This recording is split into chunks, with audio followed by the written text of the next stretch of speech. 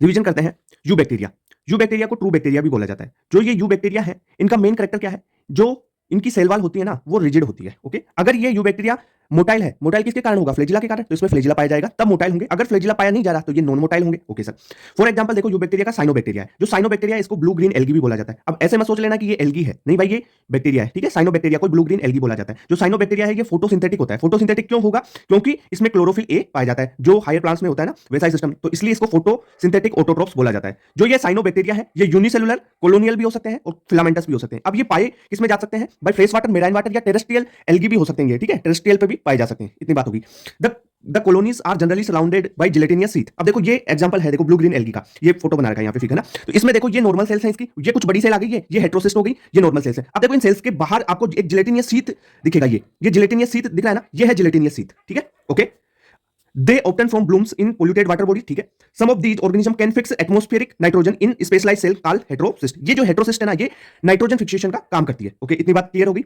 ठीक है, नेक्स्ट देखिए अपन, इसके एग्जांपल क्या हो गए? नोस्टोक और एनाबिना। ठीक है, ये आपको नोस्टोक का एक डायग्राम दे रखा है।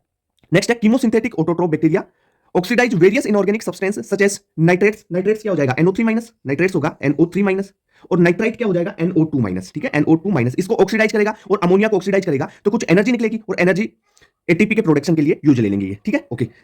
दे play great role in recycling nutrients like nitrogen, phosphorus, iron and sulphur. देखो यहां से क्वेश्चन आएगा, क्वेश्चन आ सकता है आपका। पहला तो कीमोसिंथेटिक ऑटोट्रोप किन किन को ऑक्सीडाइज कर रहे हैं? ये कीमोसिंथेटिक ऑटोट्रोप बैक्टीरिया किसको ऑक्सीडाइज कर रहे हैं? नाइट्रेट्स, नाइट्राइट्स और अमोनिया को।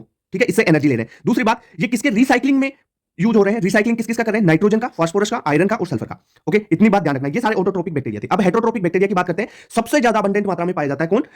हेटेरोट्रोपिक बैक्टीरिया मोस्ट अबंडेंट होता है इन नेचर, और the majority are important decomposers. भाई हेटेरोट्रोपिक में भी ज्यादातर कौन से होंगे? डीकंपोजर्स होंगे, पैरासाइट वगैरह ये नहीं होंगे, डीकंपोजर्स सबसे ज्यादा होंगे। ठीक है, many of them have a significant impact on human affairs. और जैसे कर्ड वगैरह जमाते हैं मिल्क से, तो उसके प्रोडक्शन में भी बैक्टीरिया यूज होते हैं, है ना। एंटीबायोटिक्स में बैक्टीरिया यूज होते हैं, नाइट्रोजन फिक्सेशन में बैक्टीरिया यूज होते हैं, जो लेग्यूम्स है उनकी जड़ों में पाया जाता है। ये चीजें ना, और बताता हूँ।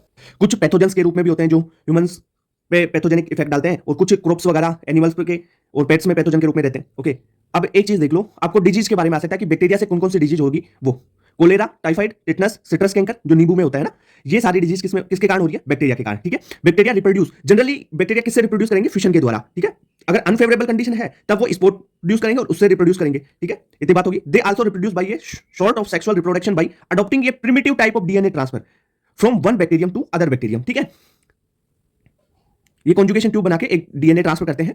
इस टाइप से भी ये primitive type of DNA transfer है, इससे भी ये कर सकते हैं। ओके, इतनी बात क्लियर होगी।